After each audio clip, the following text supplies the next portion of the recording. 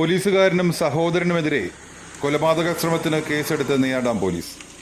തട്ടുകടക്കാരനെയും സഹോദരനെയും തട്ടുകടയിൽ ഭക്ഷണം കഴിക്കാൻ എത്തിയവരെയും മർദ്ദിച്ച കേസിലാണ് മൈലക്കര ആലമൂട്ടിൽ വീട്ടിൽ തിരുവനന്തപുരം എയർ ക്യാമ്പിലെ പോലീസ് ഡ്രൈവർ രാഹുൽനാഥ്, ഇയാളുടെ സഹോദരൻ ഓട്ടോ ഡ്രൈവറായ രാകേഷ് നാഥ് എന്നിവർക്കെതിരെ കേസെടുത്തു.